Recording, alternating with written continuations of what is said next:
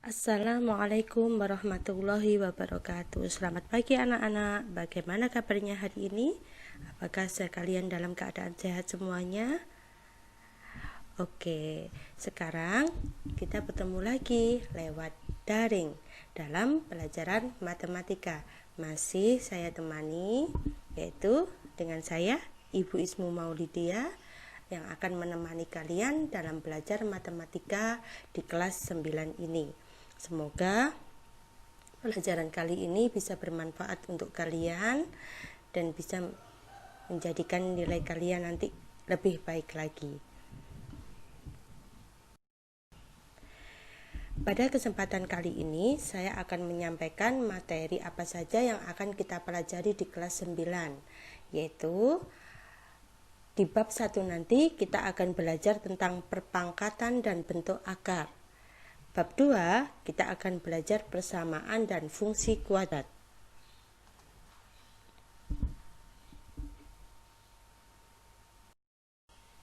Bab 3 kita akan belajar transformasi. Di bab 4 kita akan belajar kekongruenan dan kesebangunan. Dan bab 5 nanti kita akan belajar bangun ruang sisi lengkung. Semoga pelajaran kali ini tidak membosankan ya anak-anak. Kriteria ketuntasan minimal untuk pelajaran matematika kali ini adalah 70. Jadi kalian harus semangat untuk mencapai nilai minimal 70. Selamat berjuang. Kita masuk di bab 1. Apa tadi? Ya, kita akan belajar tentang perpangkatan dan bentuk akar. Tujuan kita mempelajari materi perpangkatan dan bentuk akar ini diharapkan 1. Peserta didik mampu mengidentifikasi, mendeskripsikan, dan menjelaskan sifat bentuk akar berdasarkan pengamatan mereka. Yang kedua, peserta didik mampu menyelesaikan persoalan nyata yang berhubungan dengan perpangkatan dan bentuk akar. Yang ketiga, peserta didik mampu menggunakan notasi ilmiah dan bentuk baku untuk menuliskan bilangan yang sangat besar dan sangat kecil. Untuk pelajaran kali ini, kita menggunakan dan didampingi oleh buku paket matematika kelas 9 kurikulum 2013 revisi 2017 yang sudah diberikan dari sekolah. Sebelum kita beranjak ke materi, silahkan dibuka buku paketnya halaman 2 tentang peta konsep perpangkatan dan bentuk akar. Oke, sudah di paketnya? Ini adalah gambar peta konsep dari perpangkatan dan bentuk akar. Nantinya kita akan belajar yang pertama bilangan berpangkat terlebih dahulu. Setelah itu pembagian pada bilangan berpangkat. Kemudian notasi ilmiah. Untuk bilangan berpangkat sendiri ada perkalian dan perpangkatan, serta pangkat 0, pangkat negatif, dan bentuk akar. Untuk menemukan konsep perpangkatan, silahkan kalian amati dan coba pada buku paket halaman 4-8.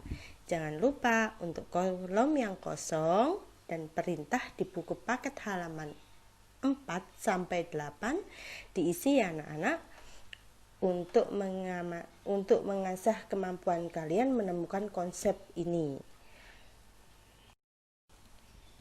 Setelah kalian melakukan pengamatan kali ini, dapat menyimpulkan pengertian dari suatu bilangan berpangkat itu. Apa yang dimaksud dengan bilangan berpangkat? Ada yang bisa menemukan? Oke.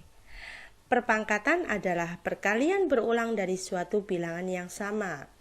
Bilangan pokok dalam suatu perpangkatan disebut dengan bla bla bla. Yuk, coba siapa yang bisa menjawab? Oke. Dan banyak bilangan pokok yang dikalikan secara berulang disebut dengan bla bla bla bla. Oke. Yang pertama tadi, bilangan pokok dari suatu perpangkatan disebut dengan basis. Ada yang bisa?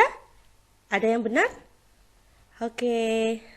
Sedangkan bilangan pokok yang dikalikan secara berulang itu adalah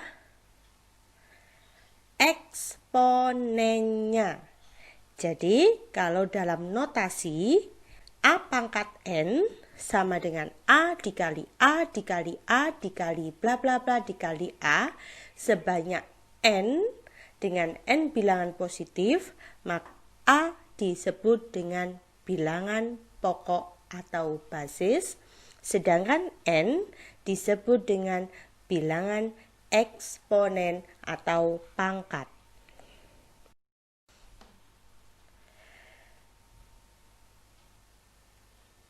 Bilangan yang pertama kita akan bahas bilangan berpangkat bulat positif. Bilangan berpangkat bulat positif dapat didefinisikan sebagai berikut.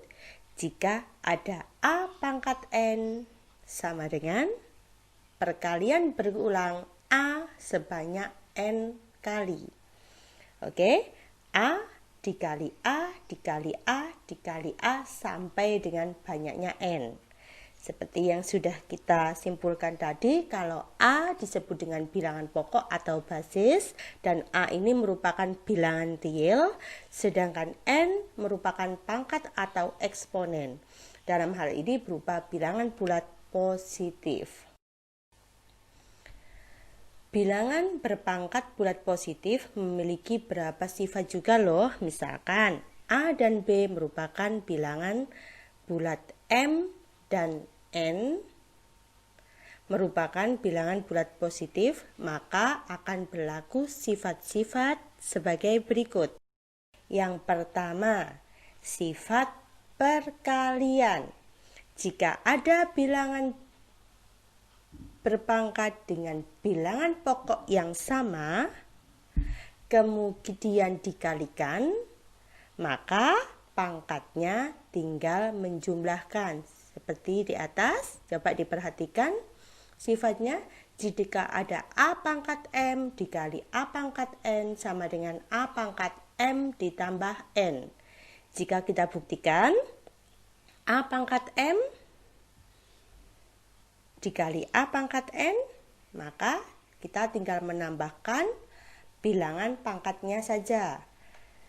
Syaratnya bilangan pokoknya harus sama. Contoh, 4 pangkat 3 dikali 4 pangkat 3. 4 pangkat 3 dikali 4 pangkat 2.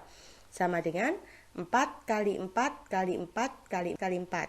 Oke. Sifat pertama ini memudahkan kalian dalam melakukan operasi perkalian pada bilangan berpangkat dengan basis yang sama, namun eksponennya yang berbeda. Kamu hanya perlu menambahkan eksponennya saja. Selesai deh.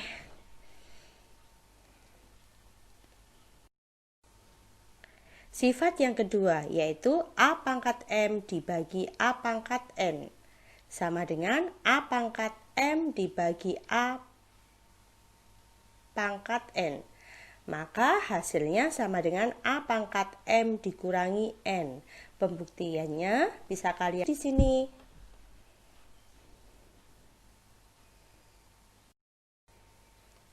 Contohnya 5 pangkat 6 dibagi dengan 5 pangkat 4. Di situ bilangan pokoknya berapa ayo?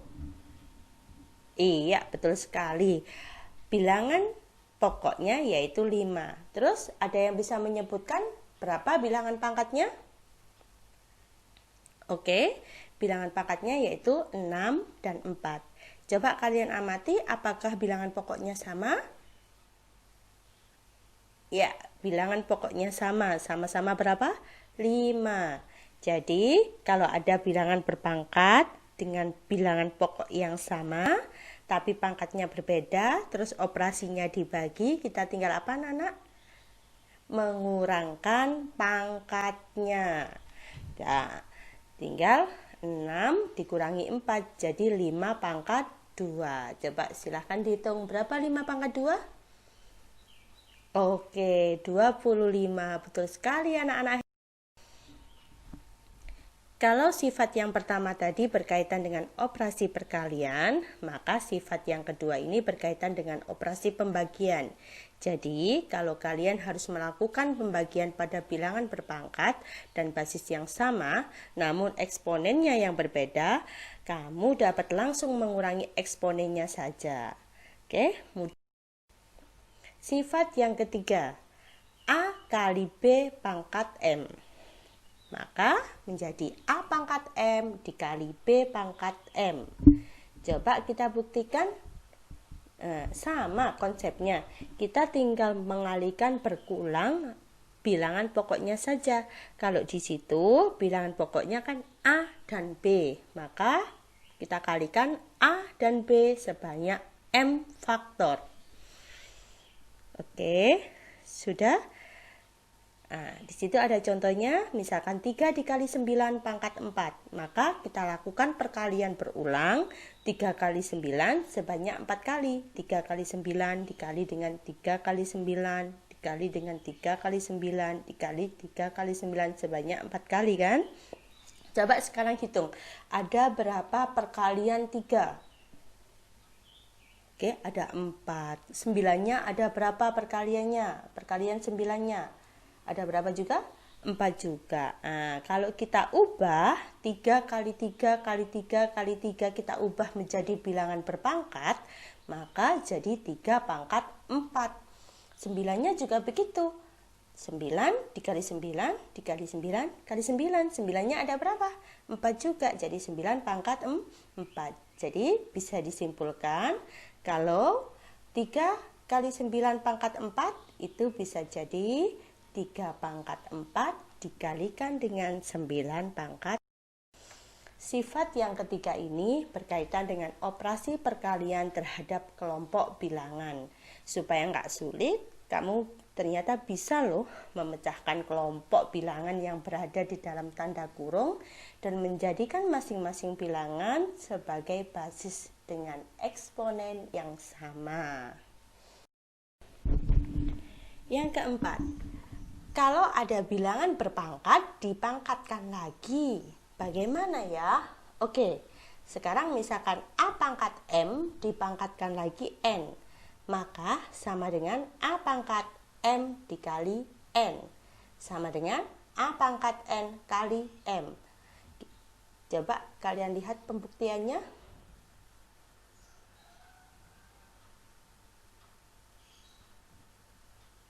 Sudah diamati anak-anak? Oke, sudah. Di situ saya berikan contoh, kalau ada 7 pangkat 3 dipangkatkan lagi 5. Kita kembali ke konsepnya lagi, kalau ada bilangan berpangkat maka merupakan perkalian berulang sebanyak pangkatnya. Kita ambil yang ada di dalam kurung dulu ya. 7 pangkat 3 pangkat 5, berarti 7 pangkat 3 dikali 7 pangkat 3 dikali 7 pangkat 3 dikalikan 7 pangkat 3 kali 7 pangkat 3 sebanyak 5 kali perkaliannya. Sekarang coba kita jabarkan lagi. 7 pangkat 3 itu sama dengan perkalian berapa? Oke, betul sekali. Perkalian 7 dikali 7 dikali 7. Coba kita jabarkan semuanya. Terus kita hitung deh, 7-nya itu perkalian 7 sebanyak berapa kali? Wow, sebanyak berapa kali itu? 3 kali 5.